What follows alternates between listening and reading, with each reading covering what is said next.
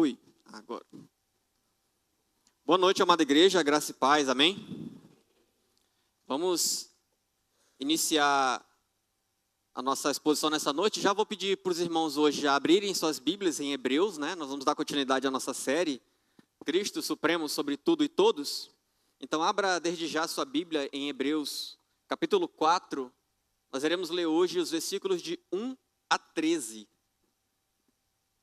Hebreus, capítulo 4, versículos de 1 a 13. Hoje eu vou começar com a leitura e depois eu sigo na introdução da nossa pregação. Está projetado aqui no telão a versão ARA, Almeida Revista e Atualizada. Ela, para a pregação de hoje, foi a versão escolhida porque ela traz os termos que facilitam a nossa exposição. Mas se você estiver lendo na sua versão preferida, não tem problema. NVI, Almeida Corrigida Fiel, leia na sua versão, ou se quiser acompanhar a versão que nós vamos ler aqui, você pode acompanhar pelo telão também ou na sua Bíblia. Então, Hebreus, capítulo 4, versículos de 1 a 13, diz assim, irmãos. Temamos, portanto, que sendo-nos deixada a promessa de entrar no descanso de Deus, suceda parecer que alguns de vós tenham falhado, porque também a nós foram anunciadas boas novas, como se deu com eles. Mas a palavra que ouviram não lhes aproveitou, visto não ter sido acompanhada pela fé naqueles que a ouviram. Nós, porém, que cremos, entramos no descanso, conforme Deus tem dito. Assim, jurei na minha ira, não entrarão no meu descanso. Embora, certamente, as obras estivessem concluídas desde a fundação do mundo. Porque em certo lugar, assim disse, no tocante ao sétimo dia, e descansou Deus no sétimo dia de todas as obras que fizera. E novamente, no mesmo lugar, não entrarão no meu descanso. Visto, portanto, que resta entrarem alguns nele, e que por causa da desobediência não entraram aqueles aos quais anteriormente foram anunciadas boas novas, de novo determina certo dia, hoje, falando por Davi muito tempo depois, segundo antes fora declarado, hoje, se ouvirdes a sua voz, não endureçais o vosso coração. Ora, se Josué lhes tivesse dado descanso, não falaria posteriormente a respeito de outro dia. Portanto, resta um repouso para o povo de Deus. Porque aquele que entrou no descanso de Deus, também ele mesmo descansou de suas obras, como Deus das suas. Esforcemo-nos, pois, por entrar naquele descanso, a fim de que ninguém caia, seguindo o mesmo exemplo da desobediência. Porque a palavra de Deus é viva e eficaz, e mais cortante do que qualquer espada de 2 gumes, e penetra até o ponto de dividir a alma e espírito, juntas e medulas, e é apta para discernir os pensamentos e propósitos do coração. E não há criatura que não seja manifesta na sua presença, pelo contrário, todas as coisas estão descobertas e patentes aos olhos daquele a quem temos de prestar contas. Vamos orar, amada igreja. Amado Deus, eis a tua palavra, preservada e guardada, e que chega a nós, meu Deus, como palavra de Deus, palavra autoritativa, palavra que vem diretamente da boca do Espírito Santo. Obrigado, Senhor, por essa palavra. Nos ajuda neste momento, meu Deus, a trabalhar o nosso coração para ouvir a palavra de Deus e moldar a nossa vida de acordo com ela. Abençoa cada um que está aqui, meu Deus, que se deslocou de suas casas, aqueles que não estarão conosco nessa noite, que possam ter a oportunidade de ver a mensagem por meio em outro momento. Mas trabalhe o nosso coração, meu Deus, para ser receptivo a esta mensagem, a não ser, como o texto diz, duros de coração. Fala através do teu servo, apesar de mim, Pai, fala a tua igreja. Em nome de Jesus, amém. Amada igreja, como eu disse, nós estamos continuando a nossa série em Hebreus, chamada Cristo Supremo sobre todos. Cristo Supremo sobre tudo e todos. E hoje nós chegamos ao capítulo 4. Nós vamos avançar hoje, especificamente nesses textos que acabamos de ler. E eu acho interessante, irmãos, que a epístola de Hebreus é uma epístola que, de certa forma, requer de cada um de nós coragem. Coragem de vir domingo após domingo aqui na igreja e ouvir o que a palavra de Deus, por meio desta carta, tem a nos dizer. Dedicar ao estudo de Hebreus, irmãos, para nós, traz grandes bênçãos e também traz grande discernimento para a nossa vida espiritual, de modo que, se a gente persistir, nós vamos ser encontrados fiéis. Por que eu digo isso? Porque nós já falamos em outras oportunidades que a carta de Hebreus é uma carta com um tom eminentemente exortativo. Nós já falamos, o irmão Cleiton trouxe em outra oportunidade, que ela tem 5 grandes exortações. Isso não quer dizer que ela só nos exorta 5 vezes. Mas todo tempo ela está nos chamando, nos advertindo a fazer determinadas ações, ou agir de determinada maneira, ou de confirmar a nossa fé. Então, muitas vezes, a carta de Hebreus, ela fala para a gente o que a gente precisa e não o que a gente gostaria de ouvir. Você já viu que nem pais, quando alimentam suas crianças, ele dá para a criança o que a criança precisa, não o que a criança gostaria de comer. Assim, então, se eu quero ser um bom expositor bíblico, eu sempre preciso entregar o que o texto está nos dando, e não o que muitas vezes nós gostaríamos de ouvir. É óbvio que é muito bom ouvir mensagens alegres, mensagens estimulantes, mensagens poderosas, que faz a gente sair daqui flutuando. Mas nós estamos numa carta que constantemente está nos advertindo, nos exortando. E é o texto de hoje. Como eu disse, nós estamos no capítulo 4, nesses primeiros 13 versículos, se os irmãos perceberam durante a leitura, houve uma palavra que se repetiu bastante. E a palavra é descanso. Esse é o tema central dessa perícope, o descanso em Deus.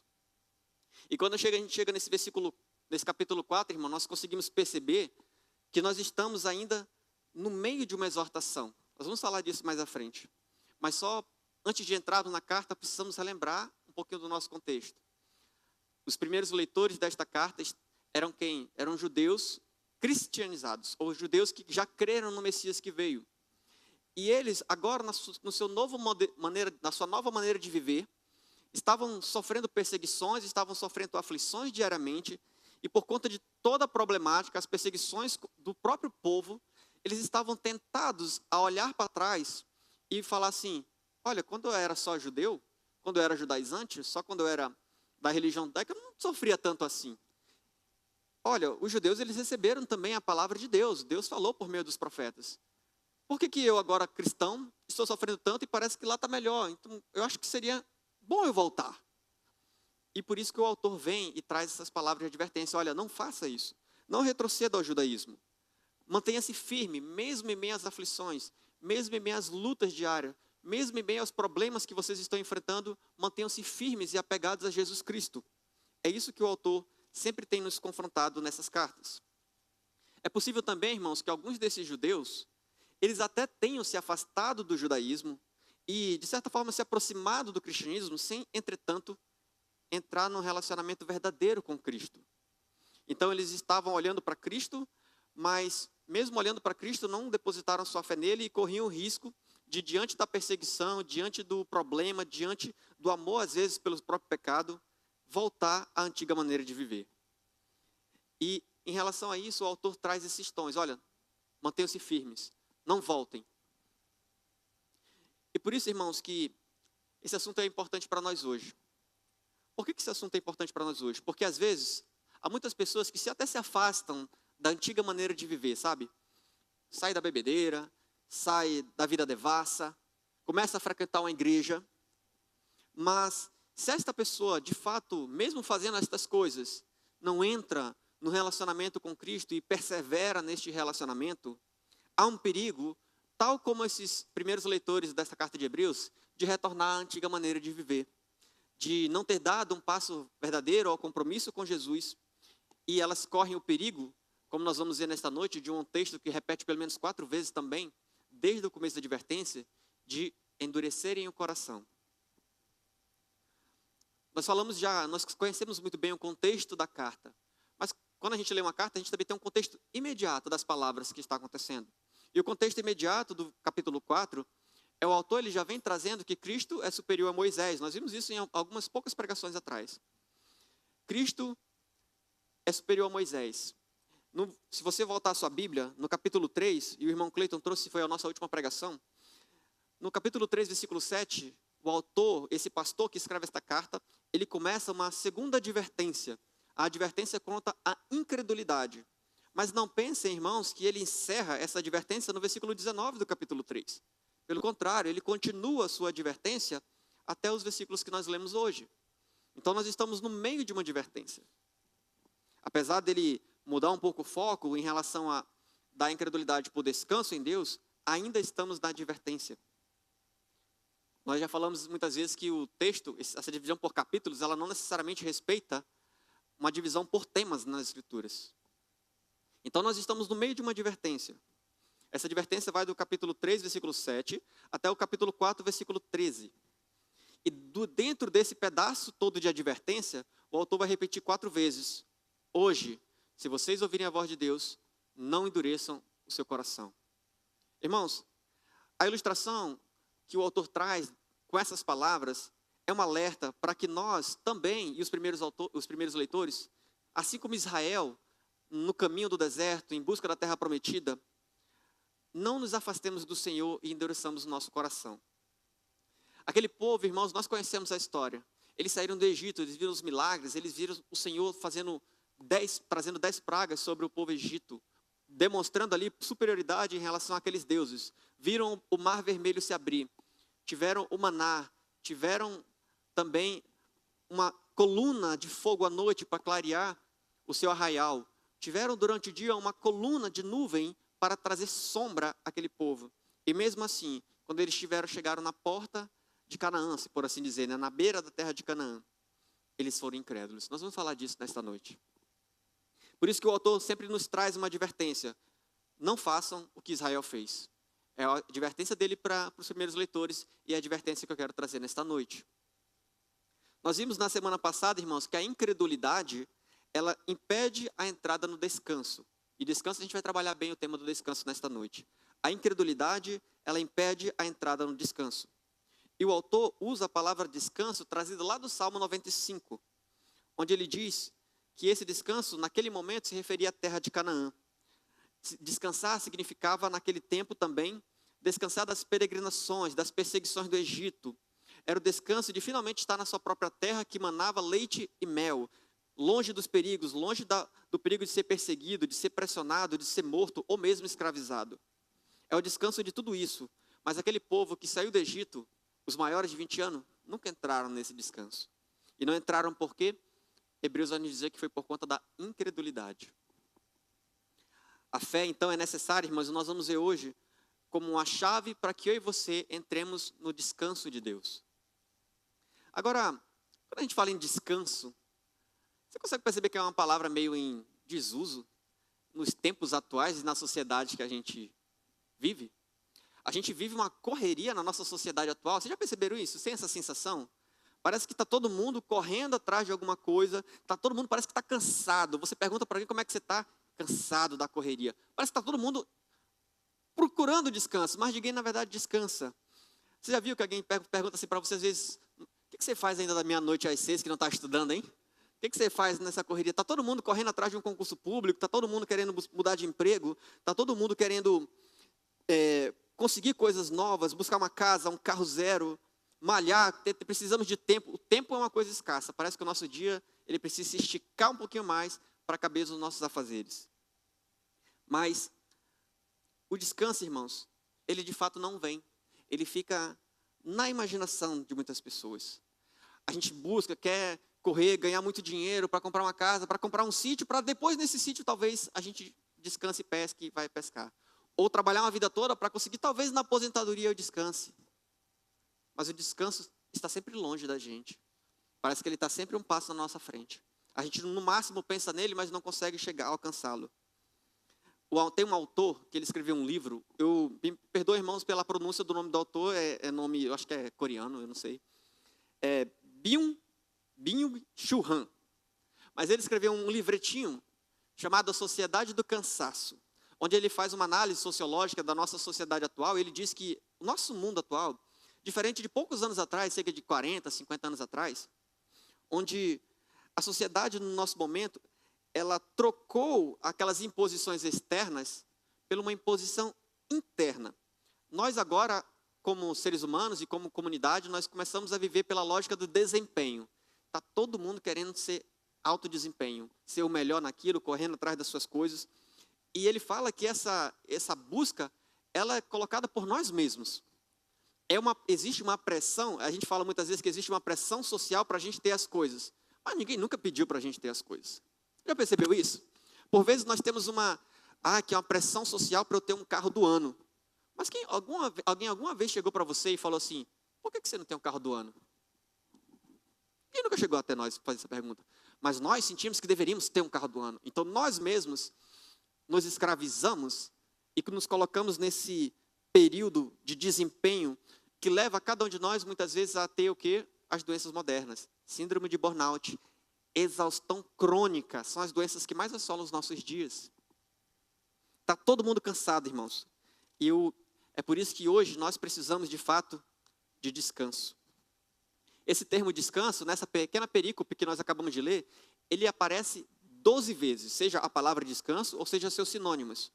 São 13 versículos e a palavra aparece 12 vezes. Isso é um sinal para nós, que nós já vimos aqui que a repetição era o negrito, né? Sinal de que esse é o assunto principal desta pequena perícope.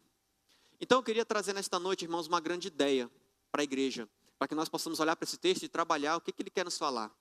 E a grande ideia que eu quero trazer para os irmãos é que nós, os cristãos, devemos rejeitar a incredulidade, porque lembra, nós estamos ainda na advertência contra a incredulidade. Então nós, os cristãos, devemos rejeitar a incredulidade e com urgência buscar por meio da fé em Cristo Jesus entrar no descanso de Deus. O cristão, ele deve rejeitar a incredulidade e com urgência buscar por meio da fé em Cristo Jesus entrar no descanso de Deus. Olhando para o nosso texto, irmãos, eu vou trazer 4 divisões para o nosso texto, falando sobre e definindo esse descanso de Deus. E em relação a esse descanso de Deus, eu quero mostrar para os irmãos nesta noite, em primeiro lugar, que esse descanso está disponível. Vou falar da disponibilidade do descanso. Mas em segundo lugar, eu também vou falar qual a base desse descanso, ou seja, quais os requisitos para esse descanso. Em terceiro lugar, eu vou falar da natureza desse descanso, ou seja, de que tipo de descanso nós estamos falando, como se dá esse descanso. E por fim, eu quero falar também, irmãos, da urgência desse descanso. É para quando esse descanso? Por isso, irmãos, em primeiro lugar, vamos ver então a disponibilidade do descanso. Olhe para a sua Bíblia novamente, vamos ao versículo 1. O nosso texto diz assim: temamos, portanto, que sendo nos deixada a promessa de entrar no descanso de Deus, suceda parecer que alguns de vós tenha falhado. O texto ele vai trazer uma argumentação, amada igreja, e ele, logo no começo, a depender da sua versão, não tem essa palavra. Por isso que eu trouxe na versão Almeida Revista Atualizada. Ele traz logo, temamos. Ele traz essa palavra, temamos. Por que temer? Porque, irmãos, quando nós não cremos em Deus, quando nós estamos mergulhados em incredulidade, a gente não consegue entrar no descanso de Deus. E isso é uma coisa para se temer, amada igreja. Quando a gente olha para a história de Israel, nós vemos um povo que saiu do Egito, mas não entrou na terra prometida por conta da incredulidade. Isso é algo a se temer. É verdade que para nós cristãos, irmãos, o temor, o medo, ele não deve ser um motivo de preocupação. A bem da verdade, a própria Escritura nos ensina a não ter pavor. Jesus vai dizer, não se perturbe o vosso coração, nem se atemorize. O único temor que o cristão verdadeiro deve ter é aquele temor reverencial. E a Bíblia vai dizer em 2 Timóteo 2, 1, 7, que Deus não nos dá um espírito de temor. Entretanto, irmãos, para aqueles que ainda estão presos à incredulidade, é necessário temor. Por isso o nosso texto diz, temam. Medo de quê, irmãos? Medo de deixar a promessa passar, conforme diz o nosso texto. Medo de que, tendo sido nos deixada a promessa, a gente não entre no descanso. Quando a gente olha, irmãos, o capítulo 3, o autor vai nos lembrar que o povo chegou no Egito e não entrou na terra prometida. Por isso ele vai dizer que nosso Deus é um Deus que merece temor. A entrada no descanso ou a salvação não é algo com que nós devemos brincar. O nosso Deus é fogo consumidor. Consultando o dicionário, irmãos, consultando a palavra descanso, e vocês vão ver eu repetindo essas consultas, porque descanso tem vários significados. Eu vou trazer durante a pregação alguns deles. Consultando o dicionário, nós vemos que descanso significa estar livre de tudo que preocupa ou perturba. Mas é bem verdade, irmãos, que na nossa sociedade, nos dias atuais, muitas pessoas simplesmente não conseguem descansar mentalmente, porque sempre tem uma coisa incomodando. Cada pequena coisa martelando em seus cérebros, na sua mente, elas simplesmente não conseguem descansar porque são atormentadas. Por isso que quando a gente descansa em Deus, a gente precisa estar livre de tudo que nos incomoda. Ou seja, descansar em Deus nos torna livre de tudo que nos incomoda. Livre de quê? Livres da culpa, livre do pecado. Em Deus nós encontramos quietude, calmaria, paz e a culpa cessada. Trazendo isso para o encontro com Deus, irmãos, significa que quando nós entramos por meio da fé em Cristo Jesus ao descanso do Senhor, nós podemos de fato cessar e parar de nos preocupar, porque nossa salvação é garantida. É por isso que o autor vai falar para aqueles primeiros leitores, temam e entrem no descanso de Deus, porque uma vez que vocês chegarem aí, vocês vão descansar, e vocês vão deixar de ter essas preocupações. Não é que vão deixar de ter as preocupações, mas essas preocupações não vão mais tomar o coração de vocês. O autor segue, ele vai dizer assim, olha, portanto, há uma promessa que não foi deixada. O descanso, ele está disponível para nós. Mas ele diz, cuidado, temam para que nenhum de vocês pense que falhou. A melhor tradução, irmãos, para esse texto, eu vou ler, qual melhor seria a tradução para esse texto? Diz assim, cuidado para que não pensem que vocês chegaram tarde demais para entrar no descanso de Deus. Entendeu a diferença? Nós precisamos crer, irmãos, que não é tarde demais para nós entrarmos no tempo de Deus, no descanso de Deus. A oferta do descanso do Senhor, irmãos, ela está, como o nosso tema, disponível para nós. Alguém pode dizer assim, mas eu sou muito pecador. E eu digo, na verdade, melhor, a palavra de Deus diz, há descanso disponível para você. Não há pecador grande demais que não receba graça maior ainda em sua vida, porque o descanso de Deus está disponível por meio da fé para cada um de nós. Se há alguém aqui que ainda não entrou no descanso de Deus, eu digo, ele está disponível hoje, por meio da fé. Você pode até alegar, mas você não conhece o meu coração, você não sabe quem eu realmente sou, o que eu já fiz, onde eu já fui, o que eu fiz com a minha vida. E eu digo, a palavra de Deus nos alerta que ela tem graça suficiente para lidar com cada um de nós. Nunca pense, irmãos, que você está perdido a ponto de Deus não poder lidar com você. Nunca pense que existe a possibilidade de você ter falhado. A graça de Deus está disponível. Não acredite na mentira, como o nosso texto diz, que você chegou tarde demais para entrar no descanso. Mas em segundo lugar, irmãos, nós vamos ver também a base desse descanso. E como base, eu quero dizer assim, existem alguns critérios, ou existem os requisitos para nós entrarmos nesse descanso. São 3, fé pessoal, decreto divino e ação imediata. A fé pessoal a gente acabou de mencionar aqui. Vamos ler o versículo 2 a 7, irmãos.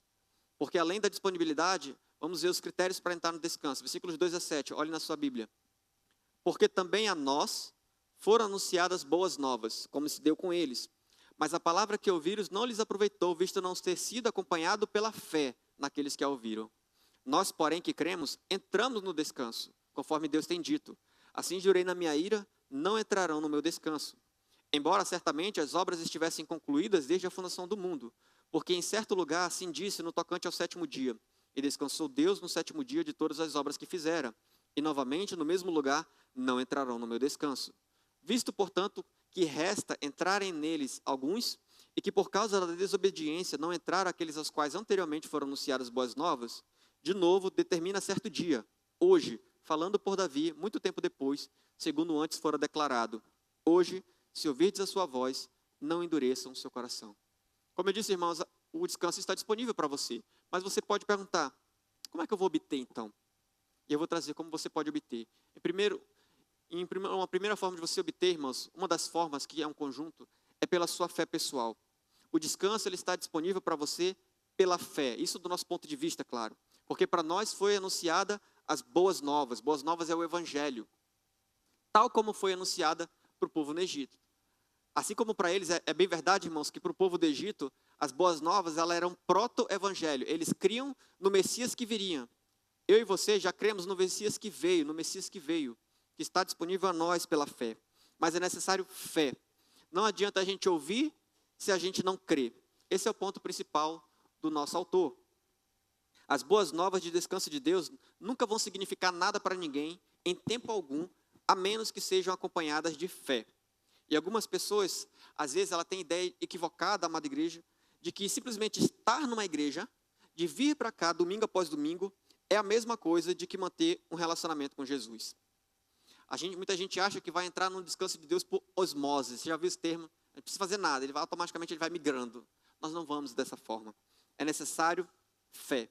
Fé e confiança na palavra de Deus. Crer nele de todo o coração. Sabe por quê? O autor nos alerta. O povo do Egito, todos eles ouviram boas novas iguais a vocês, mas eles não entraram. Porque eles não, como é que o nosso texto diz? Porque elas não foram ouvidas com fé. Elas não foram acompanhadas de fé por ouvir. Mais uma definição de descanso no dicionário, irmãos, é que descanso também significa permanecer confiante e depositar a sua confiança em algo. Em outras palavras, nós descansamos quando temos confiança plena. E colocando isso para Deus, nós descansamos quando pomos a nossa confiança em Cristo Jesus. Assim como Israel ouviu as boas novas, mas não acompanhou pela fé, irmãos. Como é que nós lembramos disso? Se a gente olha em Êxodo, Deus fala para o povo de Israel: creiam em mim e vocês serão abençoados e entrarão no meu descanso. Mas quando chega lá no deserto, quando chegam perto da terra prometida e é enviado aqueles 12 espias, 10 deles, nós conhecemos essa história, 10 deles voltam com as notícias. Ele diz: a terra é muito boa, as plantações são excelentes, mas as cidades são fortificadas, lá tem gigantes e nós somos como gafanhotos aos seus olhos. Mas Josué e Caleb, aqueles dois vieram: não, a terra é muito boa, e apronta-se, vamos tomar a terra, porque o Senhor está conosco. A quem aquele povo deu ouvidos, irmãos? Aos 10. E por causa disso, Deus vai falar que por causa que eles não creram, eles não entrariam no descanso. Eles não experimentariam o descanso de Deus. O mesmo pode ser dito, irmãos, para cada um de nós aqui nesta noite. Mesmo se a gente vir à igreja mês a mês, ou ano a ano, ouvindo mais e mais pregações. Teve um pastor que ele faz uma conta assim, faz uma conta básica, irmãos. Vamos fazer uma matemática aqui, no meio da pregação? Um ano tem 52 semanas, geralmente. Acho que todo ano tem 52 semanas. Se todo domingo a gente ouve uma pregação, e eu vou contar uma pregação por semana, seriam 52. Só que vamos dizer que você ficou doente, você teve férias, você viajou, não ouviu. Vamos tirar 3 meses, 12 pregações dessa conta, seriam 40. Então, no ano, normalmente nós ouvimos 40 pregações. Multiplica isso pela quantidade de tempo de crente que você tem. Eu tenho 14 anos de pregação, 40. Dá mais de 400 pregações, só no meu caso. 400 pregações. Faça uma conta entre vocês aí, a sua. Imagina, irmãos, mais de 100 pregações, mais de 100 vezes ouvindo a exposição das Escrituras. E aí eu pergunto, de que isso adianta se não é acompanhado por nós de fé? Se nós não cremos naquilo que é anunciado para nós? E sabe por que o autor de Hebreus precisava falar isso, irmãos? Porque aqui ele está falando a crentes que eram judeus, anteriormente eram judeus. E para os judeus, eles já se achavam participantes do povo da aliança. Por quê? Porque eles já tinham a circuncisão. Olha, eu já nasci dentro do povo da aliança, eu já sou circuncidado, eu tenho a lei. Então ele já se achava que já estava tudo certo para eles. É por isso que é necessário o autor falar isso. Olha, não basta vocês ouvirem, se vocês têm que acompanhar por fé. É por isso que Paulo, quando ele está escrevendo aos Romanos, ele vai dizer assim: a circuncisão de nada vale se ela não guardar a lei. Então, irmãos, o mesmo recado serve para nós hoje. De que adianta a gente ouvir a exposição da palavra e não obedecer e não receber com fé? A ideia é tipo, você está andando na BR aqui, indo para, sei lá, para Bonfim. Você está na BR 401, em alta velocidade, separado pela PRF lá. Aí vamos dizer que, nesse nosso exemplo hipotético, o PRF fala assim: você está em alta velocidade. Aí você disse: mas seu guarda, você não pode me multar não. Aqui, eu tenho uma cópia do CTB aqui comigo no carro. Melhor, eu sou instrutor lá da autoescola tal. Eu que dou aula lá de educação para o trânsito lá. Isso vai te livrar da multa? Pior, isso te torna até mais culpado. Então, irmãos, nós precisamos, conforme Tiago vai nos dizer, ser praticantes da palavra e não apenas ouvintes, enganando-nos a nós mesmos. Não adianta ouvir se não é seguido por obediência. Mas há uma notícia boa, irmãos. Observe o versículo 3. O autor diz assim: porque nós, os que cremos, entramos no descanso. A maravilha está que no momento em que nós cremos, automaticamente eu e você entramos no descanso de Deus. É por isso que logo na sequência o autor vai dizer, e ele traz o Salmo 95, onde ele repete: se hoje, assim jurei na minha ira, não entrarão no meu descanso. O autor ele está trabalhando, irmãos, a sua advertência para que eles mantenham firme a sua fé, para que não sejam como esses que não entrarão no descanso, ou esses que endurecerão o coração quando ouvirem a voz de Deus. Nós possamos ser assim, irmãos, pessoas que têm um coração amolecido, como foi trabalhado aqui pelo Cleiton muito bem em uma das pregações, um coração mole diante da palavra de Deus, um coração transformado, para que a gente não seja igual a esses primeiros leitores, com um coração duro diante da palavra de Deus. Sabe, irmãos, o autor ele traz aqui o exemplo de Deus, ele traz a menção dos dias da criação, em que Deus trouxe descanso. Os irmãos conhecem também a história. 6 dias Deus criou a terra, no último dia criou o homem, e ele viu que tudo era muito bom. E aí a palavra de Deus diz que no 7º dia ele descansou. Deus não descansou porque ele estava cansado. Nós sabemos muito bem que até a própria palavra de Deus atesta que o nosso Deus não se cansa e nem se fatiga. O descanso de Deus ali é o descanso da obra concluída. E nós estávamos lá em Adão, descansando e gozando da presença de Deus e do seu descanso. Mas o homem deu ouvido à voz da serpente e caiu e saiu do descanso de Deus. Mas Deus, com seu amor que é tão grande, foi Ele mesmo, de sua própria vontade, em resgate deste homem. E ofereceu novamente para ele a oportunidade de entrar no descanso. E exigiu dele fé. É o que nos é exigido, irmão. Fé. Para entrar no descanso de Deus, nós precisamos crer. Deus resolve isso enviando Jesus. E através da sua vida, morte e ressurreição, Ele faz reconciliação de cada um de nós com Deus.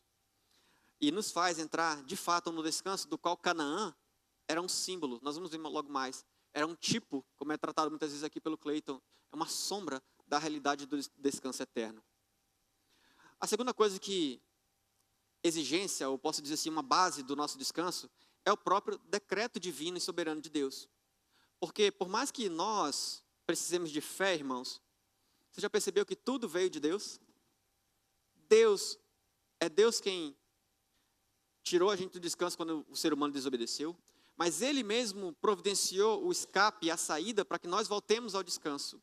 Ele mesmo que envia o seu Filho amado para viver uma vida perfeita em nosso lugar, fazendo obras que nós não fizemos e morrendo em nosso lugar, nos dando a sua justificação, de modo que agora nós podemos entrar e descansar nele. É Deus quem dá o pontapé principal. É Ele que na eternidade, como Jeremias diz, te amou e por isso com benignidade te atraiu a Ele. O nosso descanso em Deus está garantido porque faz parte do decreto divino. O nosso texto diz assim, irmãos: ainda resta alguns entrarem neles. Vocês lembram, e porque resta alguns entrarem neles, Deus vai completar esta obra. Quando Paulo está fazendo suas viagens missionárias, ele, não sei se é Paulo, me perdoe se eu errei, mas tem uma passagem bíblica que diz assim, olha, vá àquela cidade porque tem muitos meus lá. Deus tem os seus. Resta alguns entrarem ainda no descanso de Deus. E Deus vai garantir que esses entrem. Nós muitas vezes podemos não entender como é que essas coisas funcionam. A soberania de Deus, a responsabilidade humana. Mas vamos deixar esse mistério com o Senhor. A nós cabe a fé. Mas a crer, saber que tudo isso veio de Deus. O Senhor tem nos dado a salvação, o presente, a vida eterna. Movendo o nosso coração. Tem dado o seu Espírito. Tudo é o Senhor que tem tomado as iniciativas, irmãos. Nunca é o homem. E por isso nós podemos descansar, porque quando o homem perde o descanso no Éden, Deus preparou imediatamente um processo de restauração através de Cristo. Deus buscou a comunhão com o homem, mesmo quando o homem estava afastado dele. E decretou divinamente e soberanamente as coisas, de modo que ele mesmo preservou o remanescente fiel durante o povo de Israel e guarda a sua igreja até o dia de hoje. A obra que ele começou, ele vai terminar até o dia de Cristo, irmãos. Em terceiro lugar, nós também percebemos que o descanso de Deus exige de nós uma ação imediata. Por quê? Porque se a gente olha para o nosso texto, lá no versículo 7, nós vemos assim, de novo, determina certo dia. Aí ele bota entre vírgulas, e na minha Bíblia está maiúsculo, não sei na Bíblia de vocês está maiúsculo, mas está assim, hoje. Determina certo dia, hoje. Falando por Davi muito tempo depois. Quando o apóstolo Paulo, irmãos, não sei se os irmãos lembram, ele vai falar que Deus nos dá um ministério, lá em 2 Coríntios 5, lá nos versículos 20. Ele vai dizer que todos nós aqui, crentes no Senhor, temos um ministério. O ministério é da reconciliação. Todos nós aqui somos embaixadores de Deus. E como a Jordânia disse aqui, e o Guilherminho também, todos nós somos missionários, todos nós vamos a outros locais, porque somos embaixadores de Deus. E a mensagem que os embaixadores de Deus proclamam nos locais onde eles montam suas embaixadas é está lá em 2 Coríntios, hoje é o dia da salvação. Hoje, irmãos. Amanhã, a promessa de Deus para nós, de que o descanso vai estar disponível, ela não vai estar aí aberta para sempre. A porta estreita, é difícil, não vai estar aberta para sempre. E nós não temos garantia sequer de que nós vamos acordar amanhã. Por isso que hoje é o dia da salvação. É por isso que o texto diz, hoje. Nosso texto diz, hoje, 7. Aqui, desculpa, irmãos, só fazer a leitura na minha versão NVI. Por isso Deus estabelece outra vez um determinado dia, chamando hoje, ao declarar muito tempo depois, por meio de Davi, de acordo com o que foi dito. Exige de nós uma ação imediata, irmãos. Não dá para brincar, não dá para adiar. Existe um fato, a gente chama de procrastinação hoje em dia, que é o fato da gente deixar para depois as coisas que a gente podia fazer agora, certo? Não dá para procrastinar a nossa salvação. Entende? Não dá para, eu sei que vai ser tal dia que vai fechar, então eu vou deixar arrastando lá pertinho, eu faço tudo. Nós não temos como saber. Por isso que hoje é o dia. E sabendo, irmãos, que nós não sabemos sobre o amanhã, nós podemos ir a Cristo agora, porque os braços dele estão abertos. Agora nós vamos falar da natureza desse descanso. Nós vimos a disponibilidade, que ele está disponível.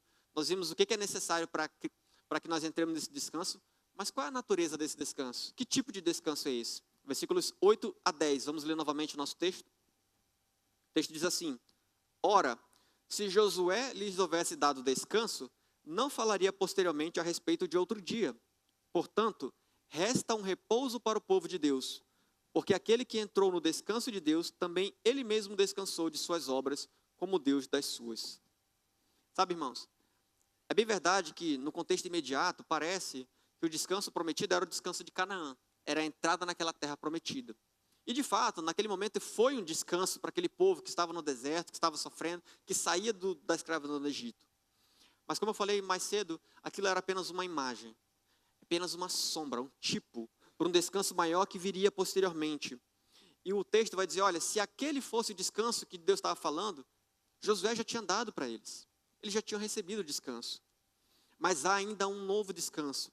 E eu não sei se é proposital ou não, irmãos, mas eu nunca duvide da Bíblia, né? Vocês sabem que Josué e Jesus é o mesmo nome, né?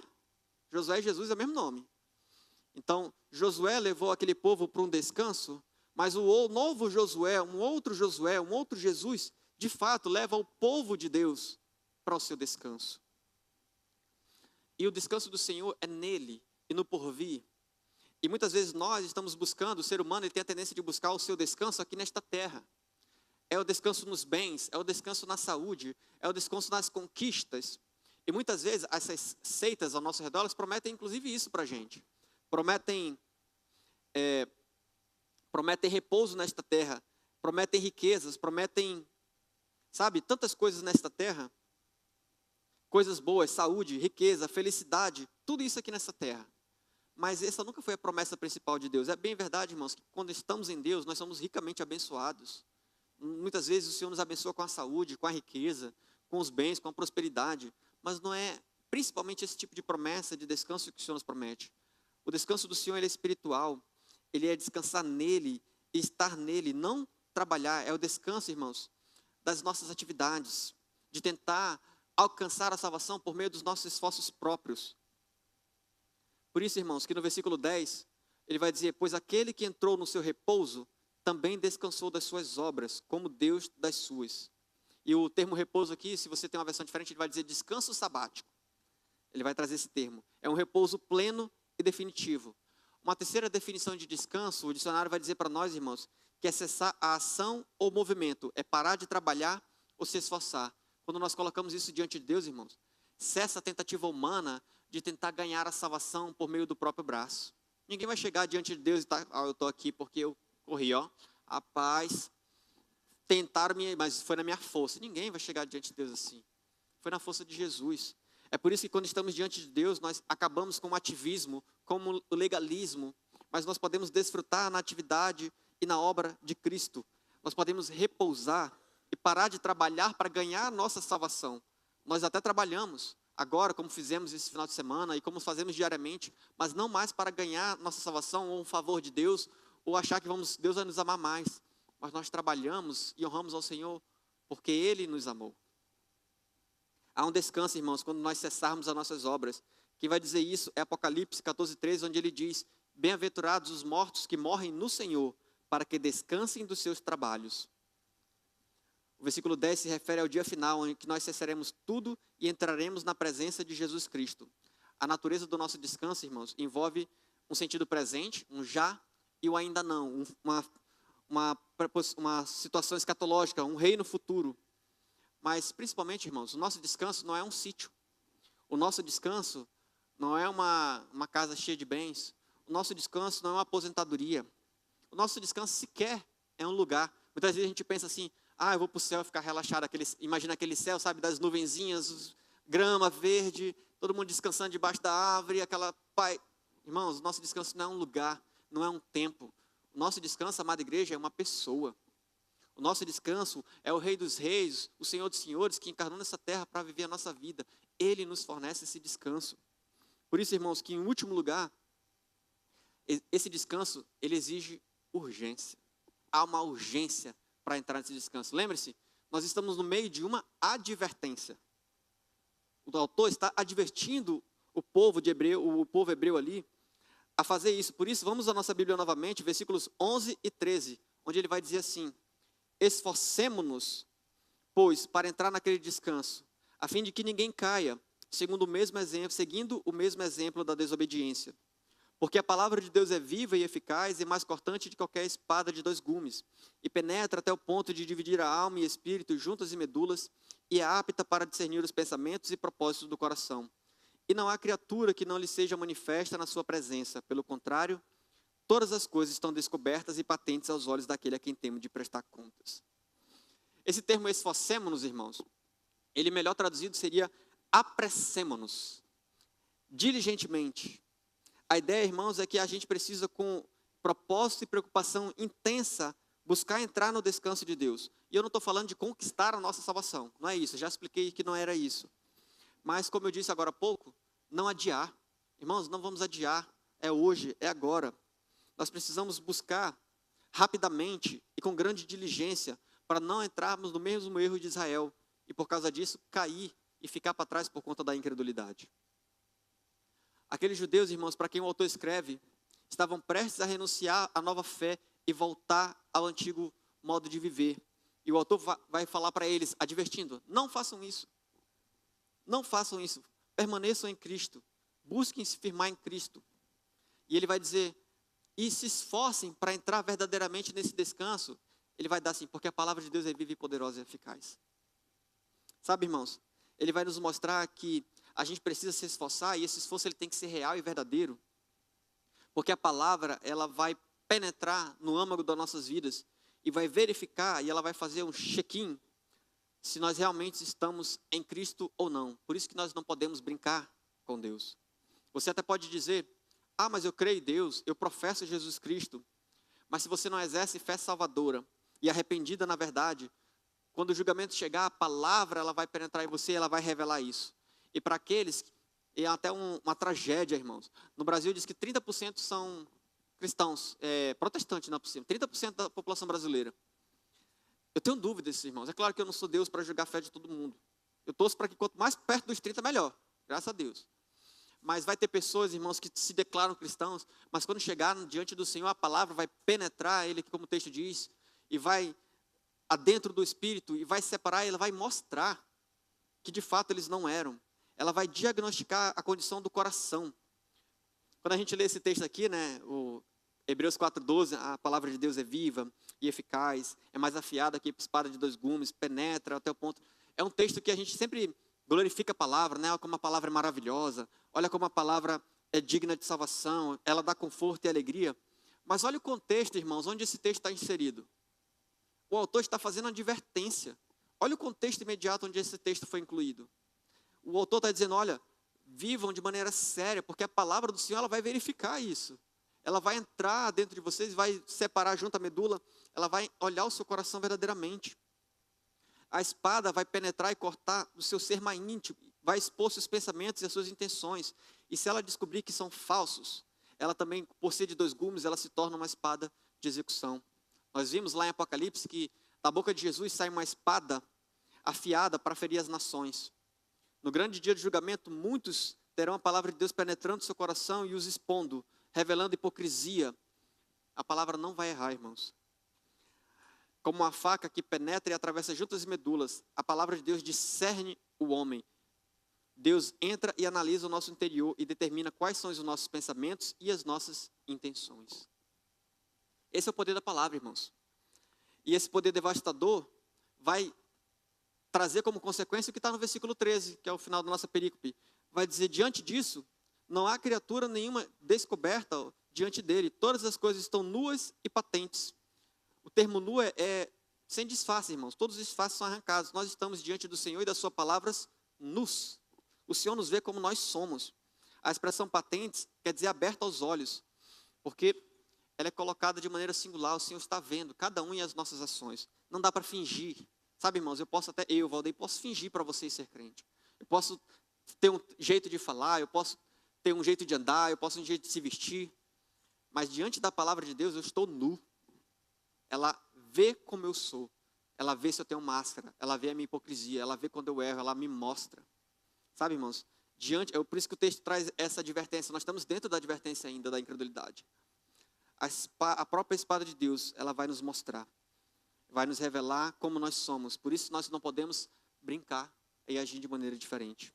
Por isso que, para concluir, irmãos, uma última definição de descansar significa também apoiar-se em algo, é entrar no descanso de Deus. Significa que por toda a eternidade, por resto da nossa vida, nós podemos nos apoiar em Cristo e ter absoluta certeza de que Ele jamais desmoronará. Nós jamais desmoronaremos sobre o peso dos nossos pecados, porque Cristo é capaz de suprir. Quando essa espada afiada que tudo corta, irmãos, vai nos revelar, isso poderia nos encher de pavor. Sabe, nesse texto a espada parece um termo de pavor. Mas o que é interessante, irmãos, e a beleza de Hebreus, é que Hebreus não termina aqui nessa advertência dessa maneira. Se nós olharmos para o versículo 14, não foi nossa leitura, mas eu queria que os irmãos olhassem o versículo 14. O texto vai dizer o seguinte, irmãos, versículo 14 a 16. Portanto, visto que temos um grande sumo sacerdote que adentrou os céus, Jesus, o Filho de Deus, apeguemo-nos com toda a firmeza à fé que professamos. Pois não temos um sumo sacerdote que não possa se compadecer das nossas fraquezas, mas sim alguém que, como nós, passou por todo tipo de tentação, porém sem pecados. Assim, aproximemo-nos do trono da graça com toda confiança, a fim de recebermos misericórdia e encontrarmos graça que nos ajude no momento da necessidade. Irmãos, a palavra mostra quem nós somos e diante da palavra nós nos encontramos desesperados. Mas diante desse texto nós precisamos abraçar a fé com Jesus com confiança, porque Ele se compadece de nós. É muito interessante, irmãos, que essa mesma palavra que nos corta, que nos expõe, é a palavra que nos aponta ao nosso grande sumo sacerdote, irmãos. É a palavra que nos enche de confiança no momento da adversidade. É a palavra que, como nós vimos hoje pela manhã na EBD, toda a Escritura é útil para o ensino, para a correção na justiça, para que o homem de Deus seja perfeito e perfeitamente habilitado para toda boa obra.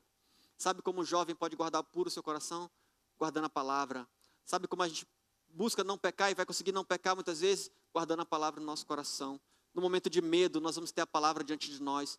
No momento da dificuldade, esta palavra que penetra o coração, ela vai nos ajudar, irmãos. Aquele povo que estava com medo, estava receando voltar para o antigo judaísmo por causa das perseguições. O autor fala para eles encontrar na palavra conforto. E essa palavra é o próprio Deus. Essa palavra nos santifica. O próprio Senhor Jesus, quando ora por nós, amado irmão, Ele vai dizer: santifica-os na verdade, a tua palavra é a verdade. A palavra de Deus é o próprio Senhor Jesus, porque como João vai dizer em João 1, no princípio era o verbo, ou em outras versões, no princípio era a palavra, e a palavra estava com Deus, e a palavra era Deus. É a palavra que te traz conforto. Não tema desta forma o medo de perder a salvação, mas busque nesta palavra que vai entrar no seu coração, vai penetrar em cada junta, vai revelar cada hipocrisia, e renda-se a ela. Encontre sua fé em Cristo por meio desta palavra. Não tenha medo, irmãos, apesar de que nós estamos diante de uma advertência, mas se apegue, como o texto vai dizer, ao nosso grande sumo sacerdote. Busque ao Senhor, garanta nele, e a palavra vai dar conforto no tempo da adversidade. A espada que nos revela, irmãos, é a mesma espada que Cristo usa para afastar os incrédulos, mas é uma espada de segurança que nos defende. Quando Satanás te tentar, você vai poder, como Jesus, se defender usando a palavra de Deus. Por isso, irmãos, não tente disfarçar ou fugir daquele que tudo vê. Renda-se a Ele hoje. Deixe de lado as suas tentativas de se salvar por esforço próprio e apoie-se inteiramente no compromisso eterno com Deus. Por isso, irmãos, eu quero concluir também renovando a advertência que o autor traz 4 vezes nesse pequena perícope. Se hoje você ouvir a sua voz, não endureça o seu coração. Algumas aplicações práticas, irmãos, nessa noite, eu queria fazer por meio de perguntas. 4 perguntas para a gente refletir e tentar aplicar em nossas vidas, como nós podemos entrar nesse descanso e ser advertido com essa palavra. A primeira delas é: você tem lutado contra a incredulidade? Nós estamos numa advertência contra a incredulidade. Você tem lutado contra a incredulidade? Nós vimos que a incredulidade foi o que fez o povo não conseguir entrar na terra prometida. Nós precisamos lutar contra ela, pedir ao Senhor, igual aquela história bíblica, irmãos, do pai que tendo seu filho endemoniado, ele olha para Jesus e fala: Senhor, se podes, cura meu filho. Jesus fala assim: se podes, tudo é possível para aquele que crê. E aí ele vai falar: Senhor, eu creio. Mas o que é que ele fala na sequência? Ajuda-me na minha incredulidade. Nós precisamos orar, irmãos. Orar: Senhor, me ajuda na minha incredulidade. Porque quando vem o desemprego, quando vem a doença, muitas vezes a gente entrega o nosso coração ao desespero. Mas temos que orar ao Senhor: Senhor, ajuda-me na minha incredulidade. Ajuda a lembrar a tua palavra no meu coração, para eu não me achar incrédulo nas tuas promessas. Em segundo, a segunda pergunta para a gente aplicar em nossas vidas: você tem gozado do descanso de Deus? A gente vive uma sociedade cansada. Conforme o autor disse, a sociedade do cansaço. Onde eu e você somos cobrados a produzir o tempo todo. E um erro comum que nós podemos cometer é trazer esse mesmo pensamento à nossa vida de igreja. E a gente quer fazer coisas o tempo todo tentando merecer o céu por meio das nossas obras. Mas, irmãos, a natureza do descanso de Deus é o Senhor Jesus e a sua obra concluída. Por isso nós devemos abandonar as nossas obras legalistas. Por isso, irmãos, nessa semana, descanse na graça de Deus. Ore, sirva na igreja sim, mas não para que Deus passe a amar mais você, mas porque Ele já te ama. Sinta-se espiritualmente bem com Deus. Quando você se sentir espiritualmente exausto, lembre-se que o fardo do Senhor Jesus é mais leve. Troque. Pare de carregar o seu fardo pesado, troque com o Senhor. Ele diz: entregue-me o fardo, porque o meu fardo é mais leve, é suave. Descanse nele, deposite nele o seu peso, irmãos. O nosso descanso não é lugar, não é um tempo, é uma pessoa. Terceira pergunta para nós, irmãos: você tem ido à palavra de Deus, buscando nela o escrutínio para a sua vida, de modo a corrigir e verificar a firmeza da nossa fé? Nós vimos o que é a palavra, que efeito ela faz, que tipo de espada ela é. Você, sabendo uma vez que a palavra de Deus é uma espada viva, que tudo corta, você tem exposto a ela os seus pensamentos mais ocultos e tem mudado a sua postura diante das Escrituras? A gente tem que parar de ler a Bíblia buscando disfarces ou justificativas para os nossos erros, irmãos. Mas no nosso devocional diário, quando a gente estiver orando ao Senhor, lendo as Escrituras, nós devemos pedir ao Senhor: Senhor, expõe meu coração com a tua espada, revela onde há hipocrisia em mim. Lembra o que Davi faz na sua oração? Senhor, revela em mim se há um pecado oculto. Nós devemos ter esse mesmo tipo de atitude diante da palavra de Deus, porque ela vê, irmãos, ela escrutina o nosso coração. E por fim, irmãos, você tem transformado a informação bíblica que recebe em fé pessoal e ativa? É o alerta que o autor nos traz também, irmãos. Não confunda frequentar a igreja com estar em Cristo. Eu acho que eu não falei isso, mas tem o John MacArthur, ele tem uma frase que ele diz assim: estar na igreja não te faz um crente, assim como estar numa garagem não te faz um carro. É a mesma ideia, irmãos. Não basta ler a Bíblia ou só ouvir o ensino. Não basta durante a semana a gente ouvir e acumular essas informações. Nós precisamos pegar essas informações, adicionar fé e fazer mudanças reais em nossas vidas. Aplicar essas verdades bíblicas no nosso casamento, no nosso trabalho, na nossa maneira de viver, nas nossas finanças.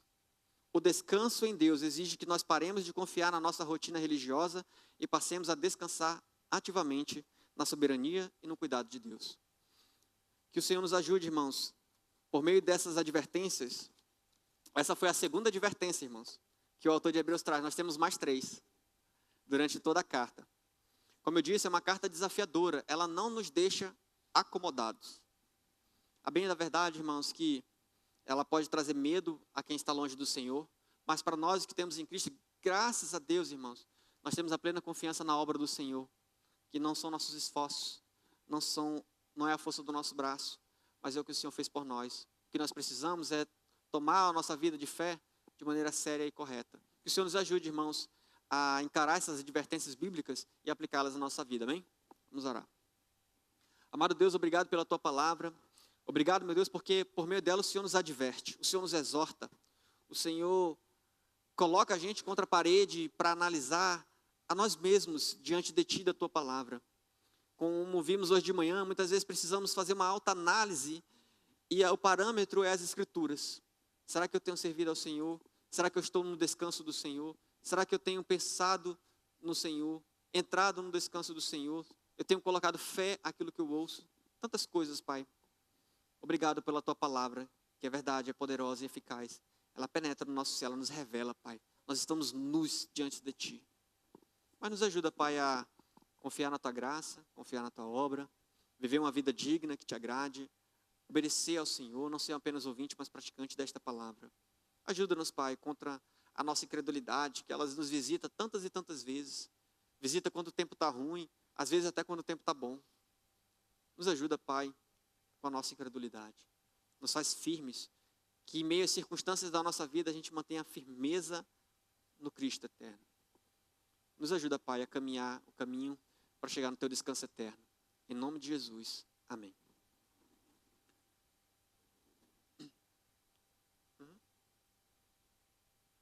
Pode